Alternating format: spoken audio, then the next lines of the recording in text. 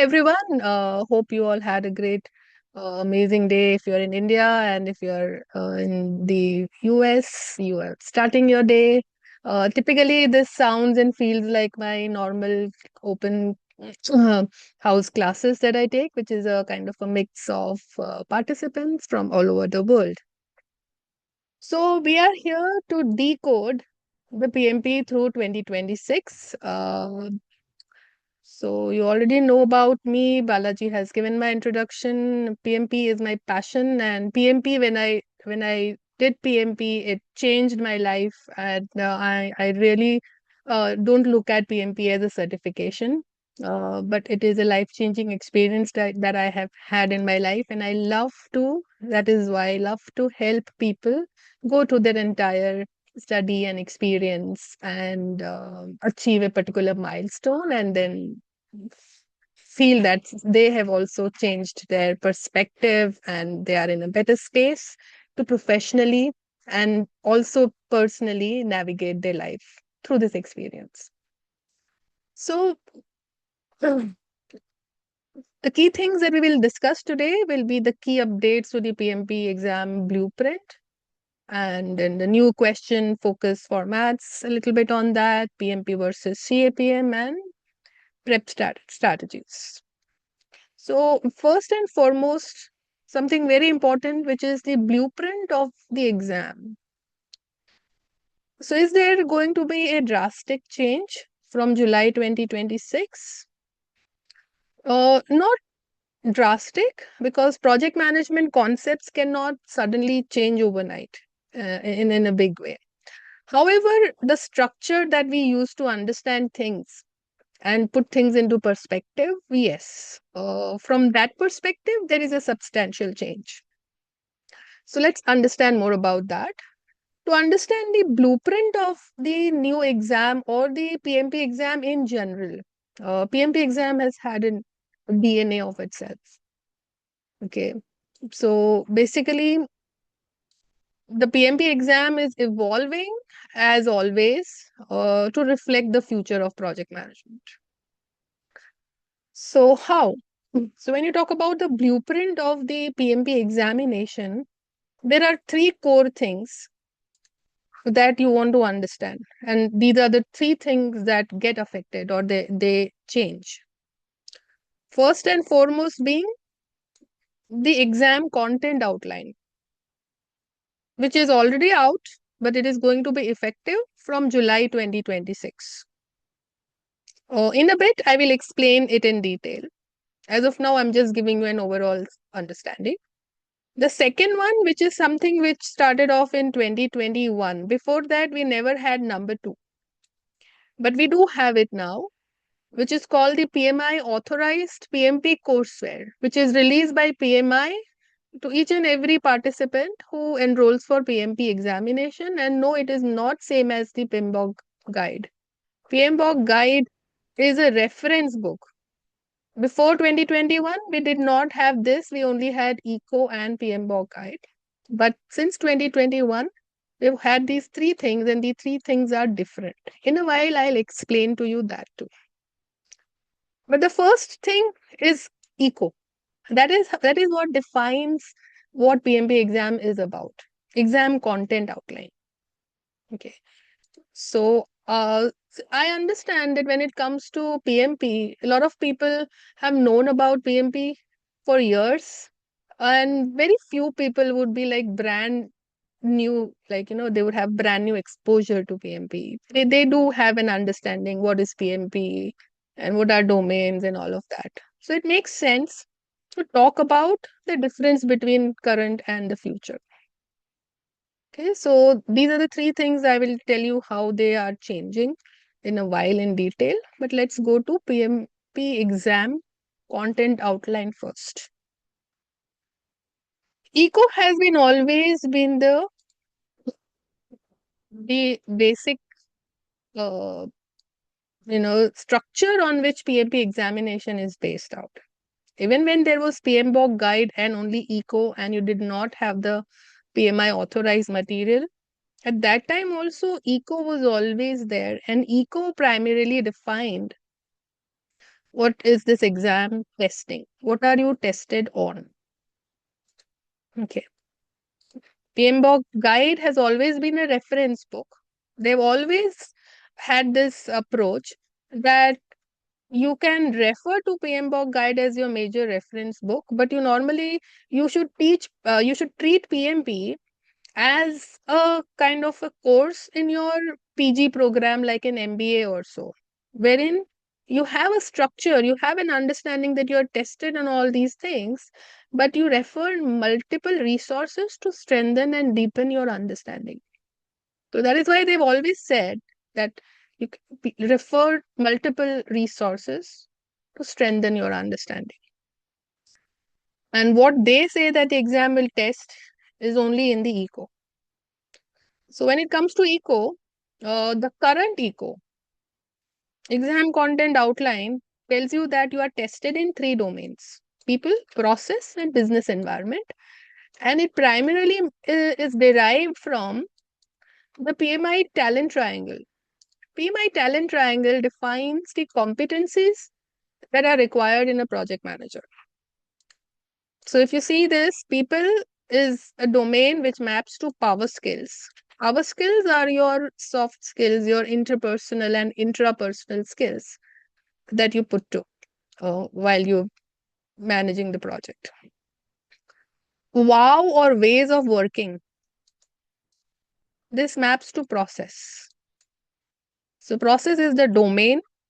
The competency is wow, which means the technical angle of project management, not the industry that you belong to, not the technical aspects of the industry, but technical aspects of project management, which means to be able to use tools like MS Project, Primavera, Jira, or critical path method is a schedule technique. So to be able to understand this, earn value management, which is a cost planning and monitoring technique, ability to understand these things and use them is a wow, or the ability to choose the right project management methodology, whether to use traditional for this project, whether to use the hybrid project management, whether to use agile, in agile, scrum, kanban, safe, what. So basically people, process, domain, domains map to power skills and ways of working. And the third one is the business environment, which is about the business environment in which the organization that is doing the project exists, and the factors from the business environment. Mapping to this skill, which is business acumen. So this is a current scenario. Is it drastically changing? No. But there is a change. Okay. What is the change is the competencies, they are a little more there are two things added here. One is the social responsibilities angle, which is the ethics and connects to the big thrust that the concept of ESG is receiving all over the world. Okay. Environment, social, and governance. And results, which is more about the business perspective and the business value that we are trying to achieve through our project, and how does it fit into the big picture that the organization is trying to achieve. Given that change in competencies, the percentage distribution of questions is changing here. Domains are not changing, the domains remain the same, but the distribution of percentage of questions changes a bit, and you see that we are giving more focus to business environment than earlier. But overall, it seems we are distributing questions quite fairly and equally, a little higher for the process, but people and business environment are almost very near to each other. Okay, so this is the core change in the DNA of the exam. Now, again, what does it mean? People 33%, process 41%, 26% business environment, or whenever earlier also, now when it is 42-58, what does it mean? It means something very tangible. So in eco, you will further, if you download that document, you will see that under each domain, you have tasks. So the number of tasks, what are we have today, it's going to change. And then further in the under task, you have enablers. These are called enablers, what you see under the tasks. And what do you see there is you typically see an action word. You see the verb doing this, estimate, assign, assess. That task, that word or that work is basically what you are tested on. So your PMP exam questions, they test you on developing an integrated project management plan or determine the critical information, or a kind of a combination of tasks across collectively are tested in a single question. So that is what eco means. And though it doesn't directly kind of, there is no chapters and it's not like a running syllabus or something, it is always a good idea to read this in detail, because this is how you understand what you are tested on. This is how you can connect the curriculum with what you are tested on. So this is always a very good thing to be aware of, and to you want to read it in detail multiple times when you are preparing for the PMP examination. Okay. So out of the three official resources, like I said, the first one is exam content outline. It is going to be effective from July 2026. Then number two is your authorized PMP courseware. This is something which is, as I said, released by PMI since 2021, when they changed the ECO last time. That was in Jan 2021. Since then, they have introduced this additional material that they provide. Date-wise, that material is going to be updated a little bit because of the change in ECO. And that updated material will be available from April 2026. The third resource is PMBOK Guide 8th edition, which has already been released. Okay, it is available for anybody who wants to read today and help on current exam also. But it is not a compulsory resource to be studied if you are taking the exam before July 2026. So how does this eco change translate into the change in this courseware and PMBOK guide? A little bit on that. This is a PMBOK guide 8th. So here I'll explain all the three. I put them all together so that you can understand. The first thing is the eco. So that you've already seen, I've explained this. This is what is the current scenario. This is what is going to be the eco, which is effective from July 2026. The exact date is not yet been released, but it would be somewhere in July 2026. Now, what is this courseware that I was talking about? The PMI authorized courseware. That courseware is released by PMI to everyone who studies for PMP once they enroll. And it doesn't follow any structure of any of the PMBOK guides. It has its own structure, which has 6 chapters, which is a very simple structure to understand project management.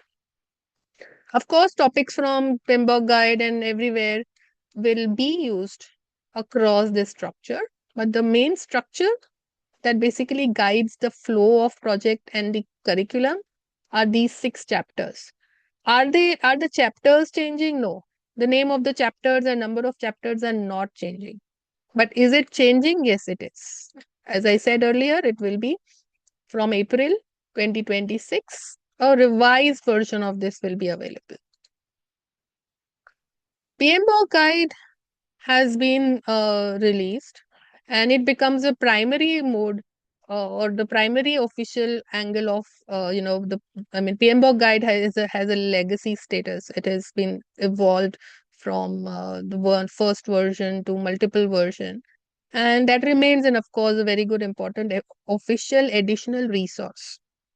What changes happened in PMBOK guide? I'll quickly tell you that too. Okay. So I'll not go too much into detail of the structure as of now. But those who have known PMBOK Guide 7 and 6, they would be able to understand this. PMBOK Guide or any PMBOK Guide at any point of time always sits on a basic skeletal structure. Whether it was PMBOK Guide 6, which was kind of uh, a very enhanced version of the earlier versions, but it for long remained quite, simple and similar in terms of structure.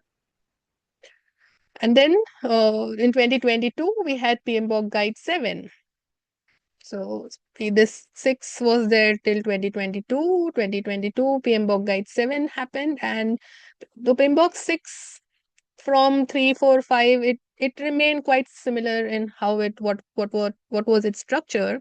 In PMBOK 7, there was a big change in the structure. So now PMBOK 8, is it like just kind of evolving 7 from 7? No. So that is why very important. Anybody who has studied PMP earlier or has, if not studied, a lot of things in your organization, your templates and all, they are made using all of these legacy books. So you would know these terms and you would understand. So it's not just evolving from PMBOK 7, but PMBOK 7 has some really new good things which we carry forward. But at the same time, something from PMBOK 6 has been brought back. So PMBOK 6 structure had a structure like this, which is not the same here, but it was called Project Management Framework.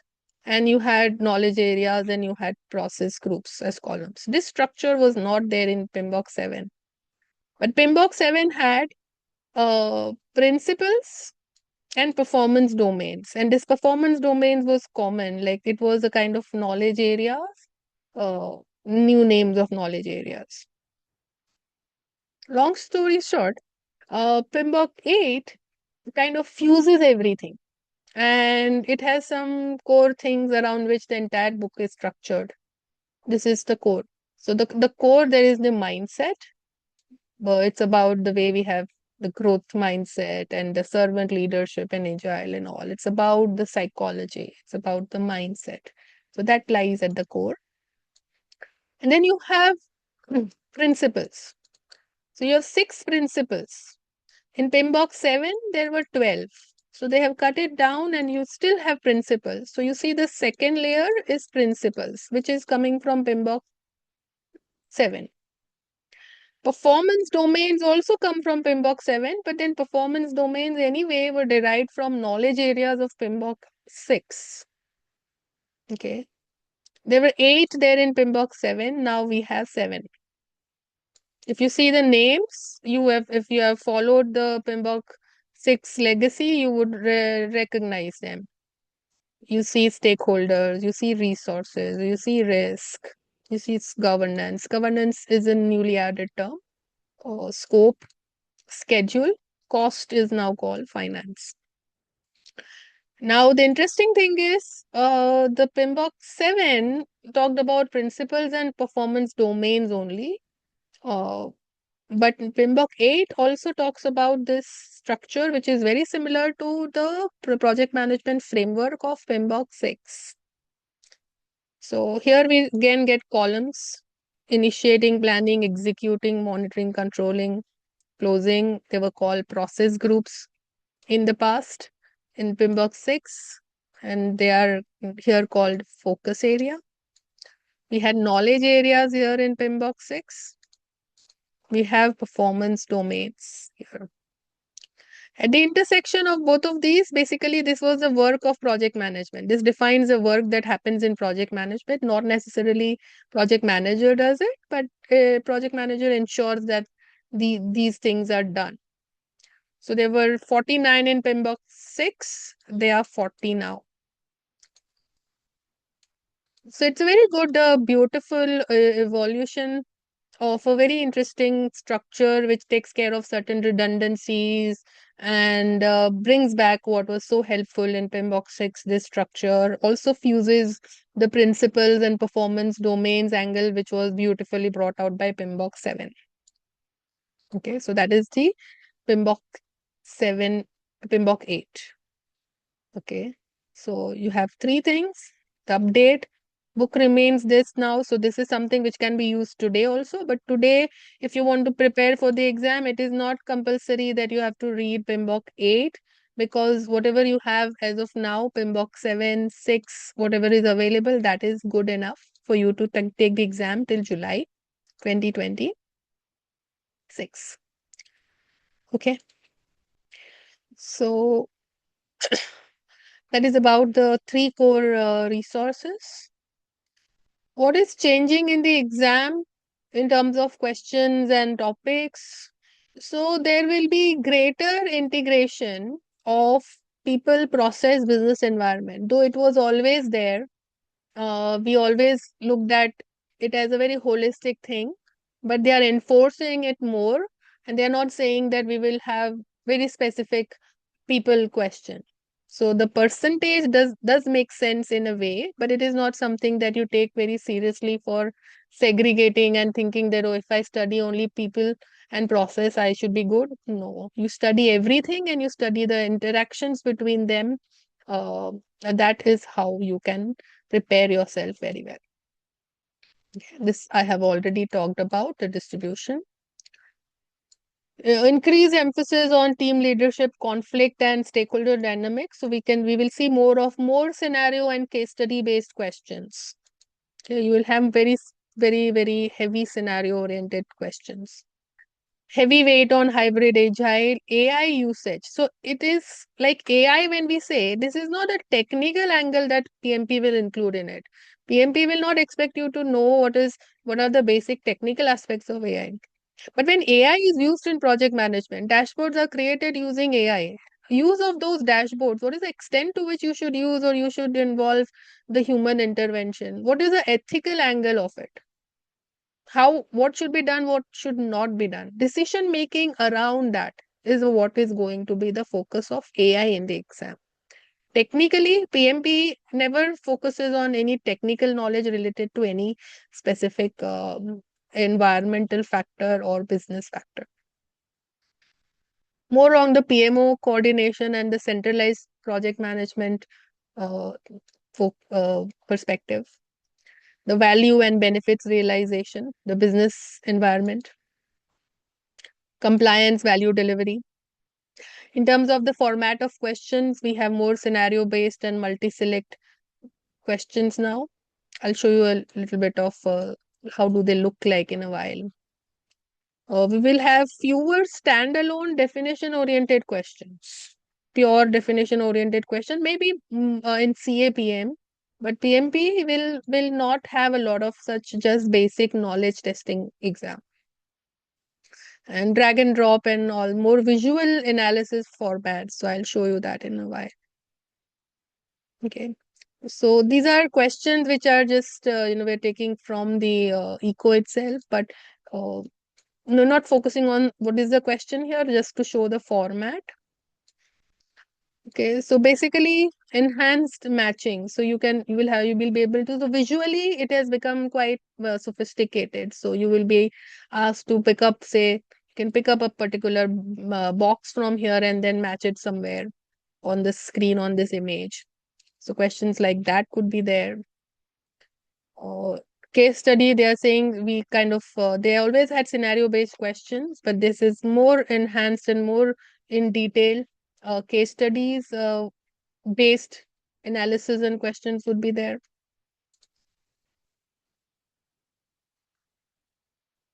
Graphic based questions can be there. So basically, they will kind of give you some information like this, using which you may have to do some analysis, read the story of the question, and answer. Uh, Point and click. So basically, you will be asked at at a particular point in this diagram to show a particular answer of a question. And you will be able to. So visually and graphically, it is going to be quite more enhanced in terms of, how it looks also, but in terms of your ability to understand that and match it to the question and answer accordingly. Drag and drop again, or matching. So you are just picking this up and matching it where it is supposed to be fitting. Kind of in pull down list also. Okay. Eligibility for PMP exam, definitely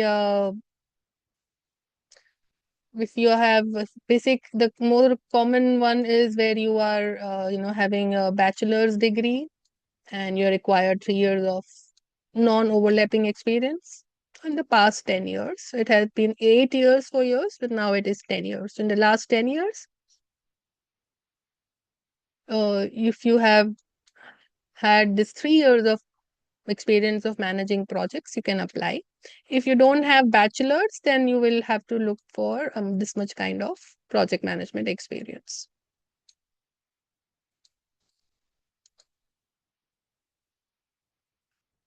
So PMP versus CAPM. So CAPM and PMP, they basically are connected to the same curriculum.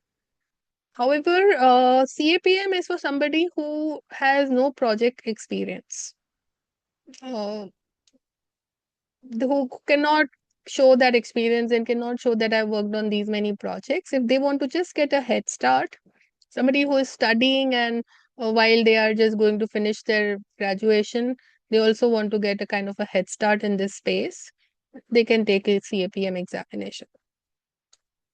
Uh, Once you have 3 years of experience, it makes sense to then take the PMP. So you can do CAPM now as if you're a student, and then it kind of makes things very much clear for you, and then it's an easy pathway that after 3 years, when you feel that I want to kind of be into this space only and want to grow here, then you can take PMP later also.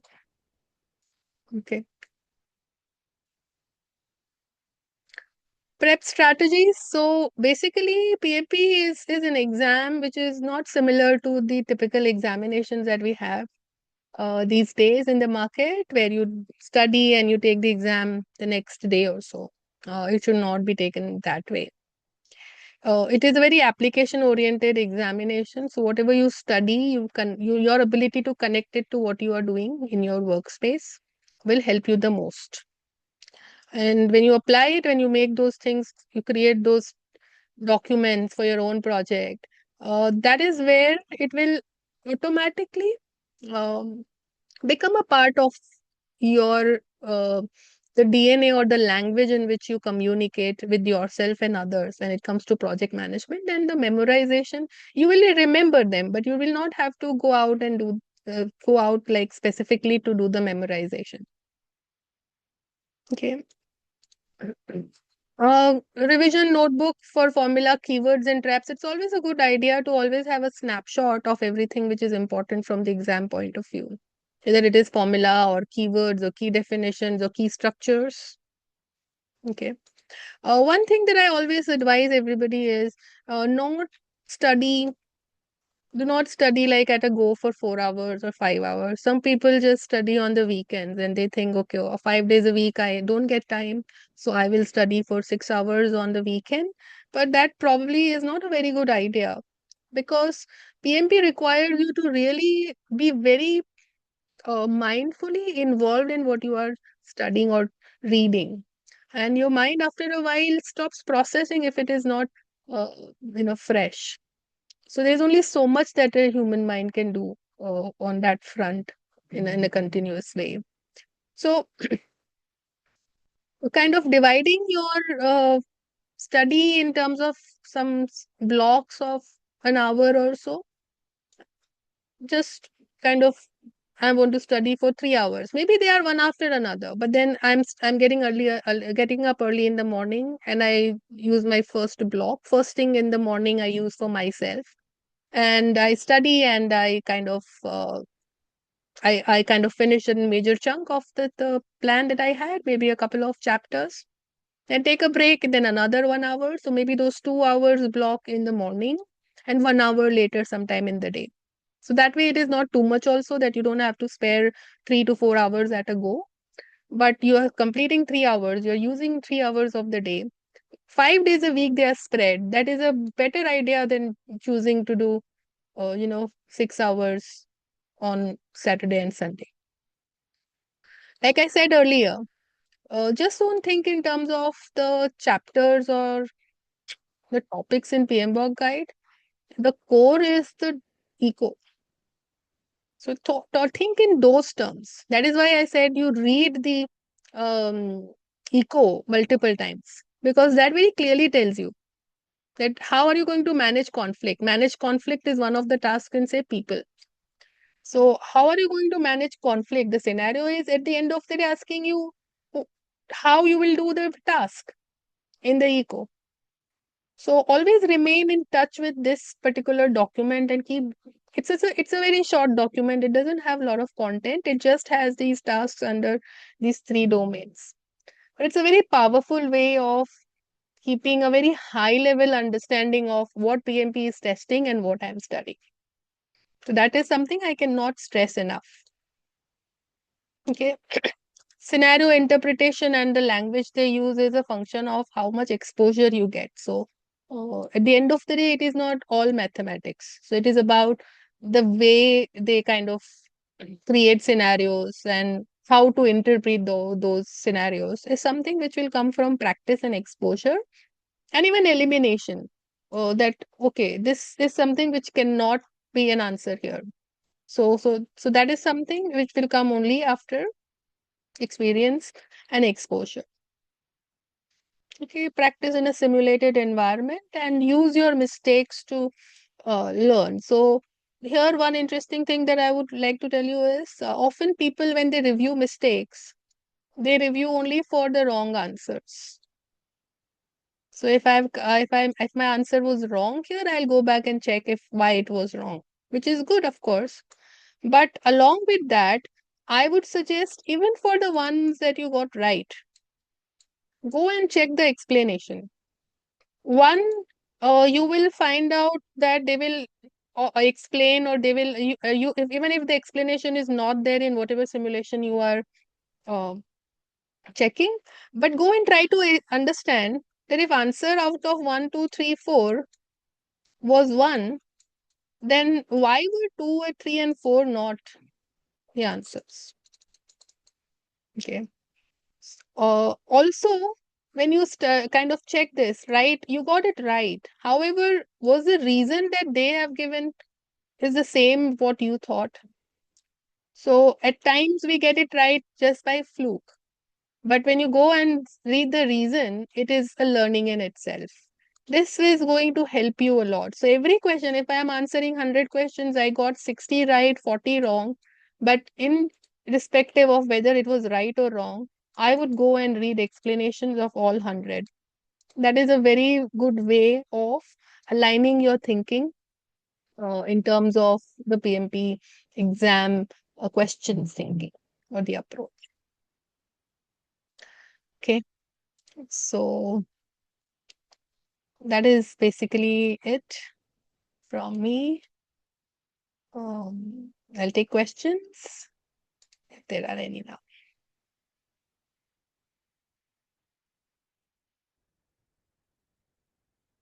Some questions in the chat.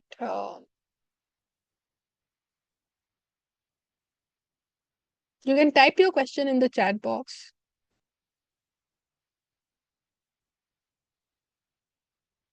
By March 26, Priyadarshini, no. Priyadarshini, sorry.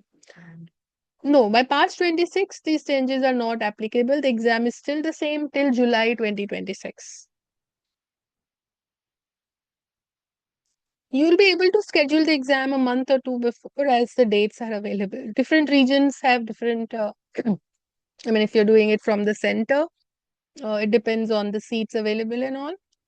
But if you're booking online, it would be, I mean, online as in from home. Both the exam will be online, but you can go to the center and you can take it from home too. So it's a home is a proctored exam. You will have two supervisors who are watching you on video and all. So dates are not much a problem. I think you can even book for from before 1 month or 2 months too.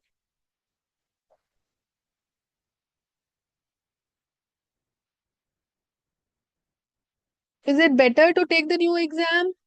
Um, There is no better or worse as such. If you have not done much to study and you are not too much into the terminology that we use today, then you can wait and you can take the new exam, because in itself you there is not much chance that you will get confused.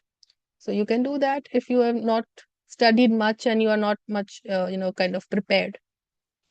But if you have prepared a lot, you have studied and you have been aware of the terminology and you've been using that terminology for long, then it is something, if you will try to do the new exam, then at time you might kind of get confused with the terminology and all of that. So that would take time for you to kind of catch up to those changes.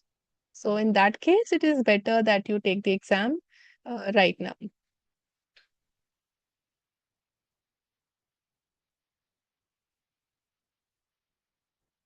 In the ideal preparation time, like I said, typically if you use 2 to 3 hours a day, 5 days a week, 1.5 to 2 months should be good.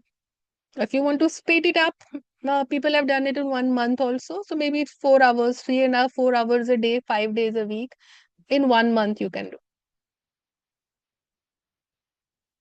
Okay.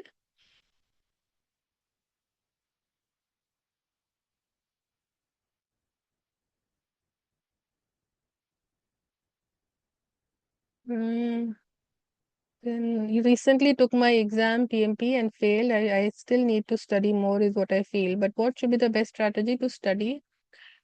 See, basically, you would have got an understanding that out of the three domains where you have performed on target and which area is not on target or below target. So focus on that area and study it all over again. Go to the eco, as I said, multiple times. So that will give you a better understanding, and read all the material once again and strengthen your basics and take some simulated tests multiple times and do the analysis of the right answers also. So sometimes I feel that I got it right and so I'm very much prepared, but it is possible that we are still not aligned with the way the PMP exam approach is. So that thought process we want to match to. So do some more analysis of right and wrong, both the answers.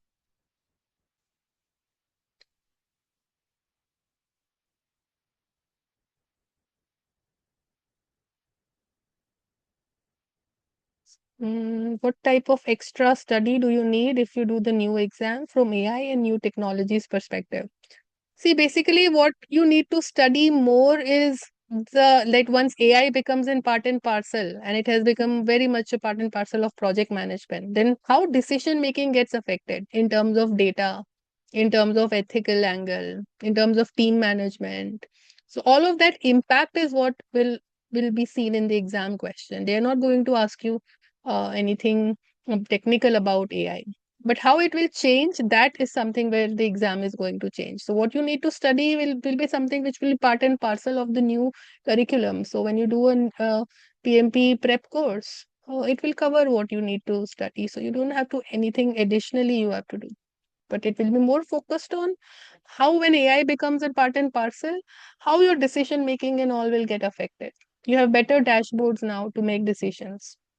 So if such dashboard is used and if such data is available, this is uh, the the authenticity of the dashboard, the data which has been used here, that they are statistically available data which we have used and we have created dashboards. What are the risks associated with it? What are the ethical angle of it? Whether is it reliable to trust the forecasts and all? So the question will be around that. You don't have to additionally look for any other material to prepare for that.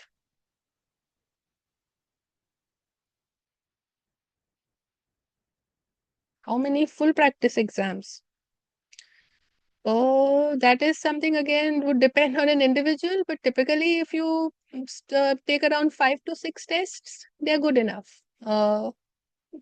Maybe one when you have studied and you're not so sure, you may want to take one then and see an understanding, take an understanding about where am I, and then around 4, 5 once you are fully prepared. Okay, the PAP.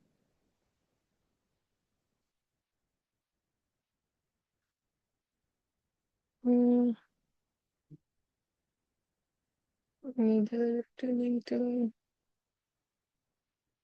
Are there any mock tests for new format? No, that will only come into picture once the new material and all will be released. So we will have to wait till then. Of course, you can join upGrad program. We definitely ensure that you get the best of the training and help.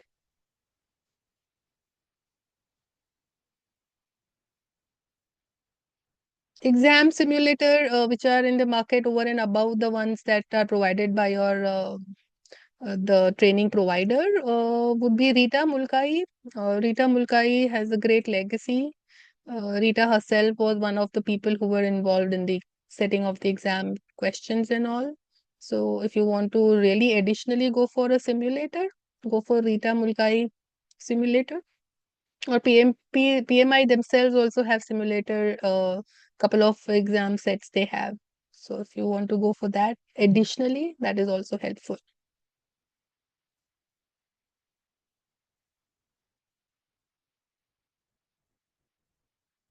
Yeah, it will be good. Anyways, of course, the new exam, you want to take it from the perspective of that, okay, I want to learn the new things which are going to change. Of course, from that perspective, it is a good thing. You can take the new exam. The only thing is, if you have prepared as of now, then you may have to kind of, because the terminologies and all are changing a bit. So that is what you will have to catch up to. But if you have not, then I don't see any reason in rushing and taking the exam. You can take the exam once the new exam is released.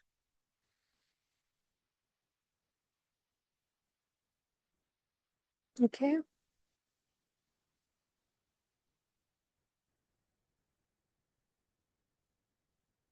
Is there any ideal prep time for PMP from the scratch? As I said, around 2 months, 2.5 months. Accounts payable operation experience, and is it good decision? Should I take PMP and to change my career path? Um, Career path, PMP is an examination you kind of take once you are into project management. You will need 3 years of experience to show before you take PMP examination. If you want to change your career path, you can still do it. You can start with CAPM, take CAPM examination, get a head start. Or once you have CAPM on your profile, you will get a job into project management and then you can grow further in it. So PMP is more like once you have spent 3 years in it, at least you take that exam. Okay. Can we attempt PMP? So new PMP sometimes kind of is rolled out for some people. Yes, but it is not something that you can go and take it. You will in your, if you have an account there, it may come to you that you want to become a part of like the new exam that we are rolling out. You want to, and you can, if you say yes, then they would include you in that program. You can do that examination, and even if you kind of do not succeed in that exam, they will give you a new exam. They will give you, because you agreed to become a part of the pilot project. So that's a pilot is the only way you can take the exam before July 2026. But it is something which will come to you. You cannot go anywhere and say that I want to. But if you are in having a profile on pmi.org, you may see a pop-up somewhere that you want to be part of the pilot exam. You can say yes there.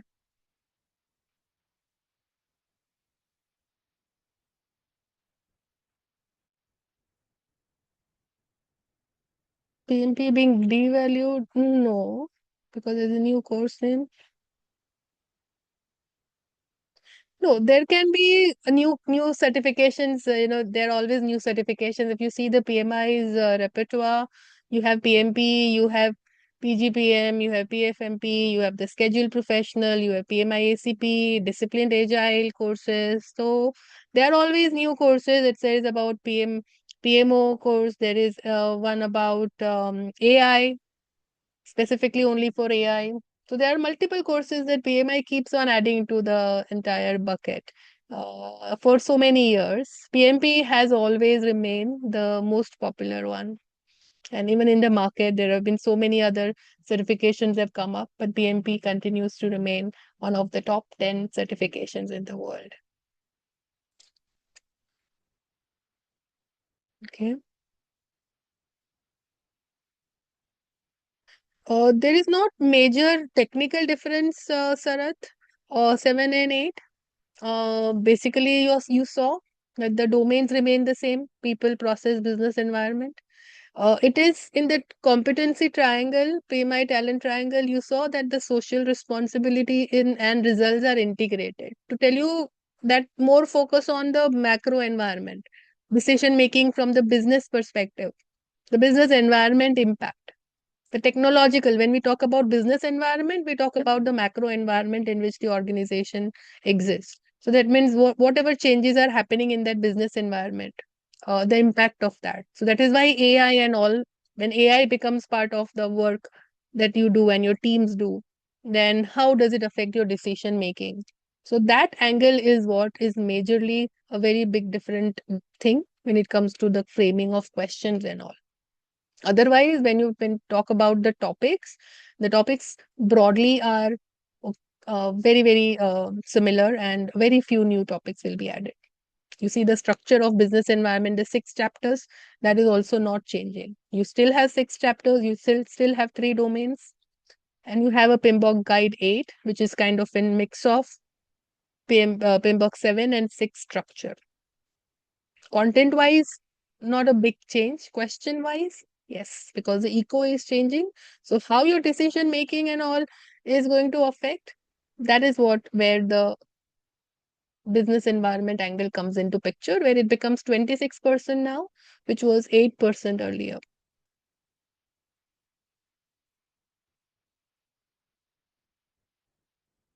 PMP study group, yeah, it's always a good idea to be a part of study group and study together and share and learn.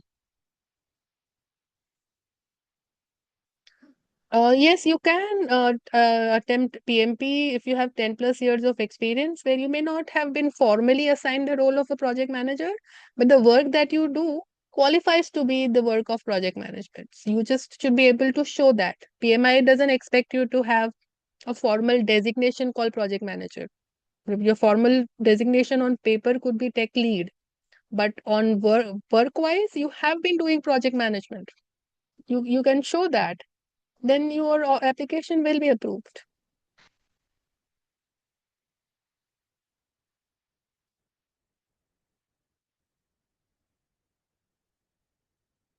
Shall I take directly 8 in March? Uh, as I said, the 8 will not be available in March for anybody to take. Only if you're selected in the pilot project, if you'd be in a position to take the new version of the exam.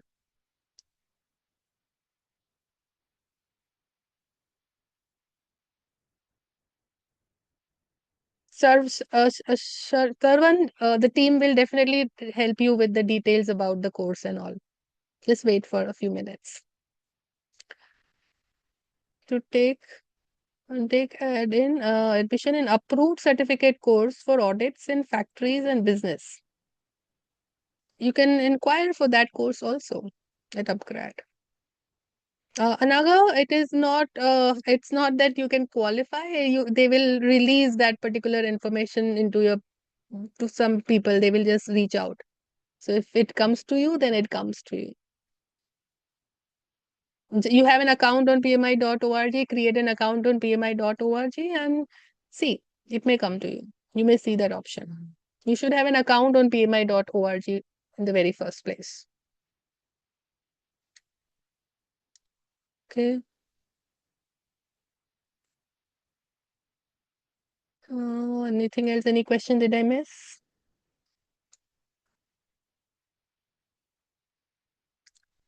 Uh, Thank you, Kevin.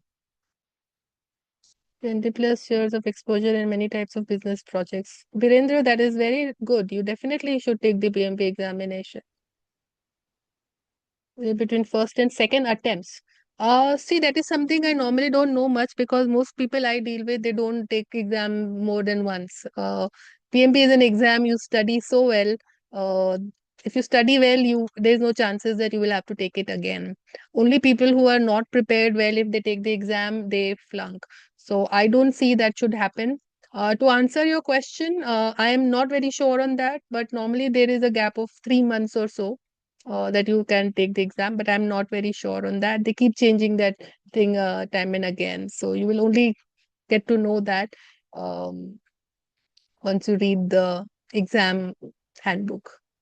Should be there in the exam handbook, but as I said, it's not an information that is something I use a lot, and people who I connect with use that lot. So just focus on it, and you should be able to take the exam in the very first attempt. You should be able to clear it. Yes, Kevin, definitely. It is a project. PMP examination itself is a project. The unique outcome is your success, the certificate, right? So it is a project.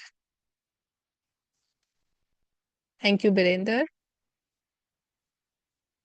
Um, Hope I have been able to answer all questions. If anybody's question has been missed out, please post it again so I can just answer. Thank you, Birender. Thank you, Anaga. Yes, it's good to have a study plan and treat it as a project, Kevin. You rightly said that. Thank you, Alan. Can I attempt PMP if I have been a technically? Yeah, I answered that question. You can attempt it if you have experience of managing project, irrespective of whether your formal designation is project management or not. Thank you, Hiral.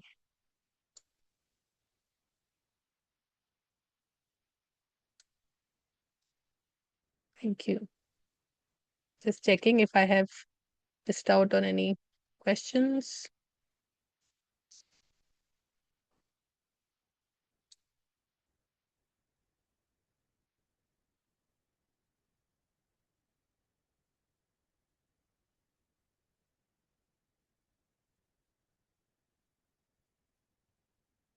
I think I'm through. I think all the questions.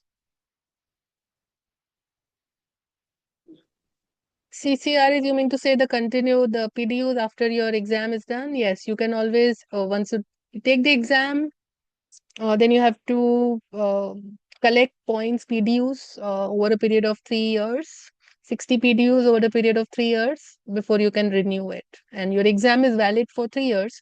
It is not valid for throughout the year. So after in the 3 years after you complete your certification, you have to earn PDUs and an entire program in which you kind of store your PDUs and you upload and they approve and all of that. It is a very interesting space. So uh, you can kind of provide your information about what you have done in terms of project management. If you've learned something new, you have shared knowledge somewhere. So all of these things you can do and achieve points, PDUs, and you have to achieve 60 PDUs in a period of 3 years, and then you can renew your certification for another cycle of 3 years.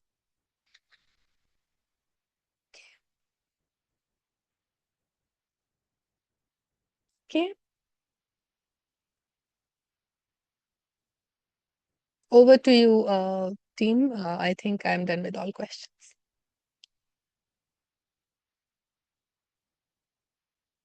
Oh, yes, I'm sorry. There's one question I'd like to answer that. LinkedIn is a great place you want to flaunt your PMP certification. In fact, you attach PMP as a suffix to your name and you kind of update your LinkedIn profile, and in itself is going to bring you so much of visibility. So definitely, you want to once you clear the exam, you want to make a very good post on LinkedIn on about that. Okay, over to you, Balaji. Thank you very much, Tasneem. And we are so glad to know that we were able to answer all the questions.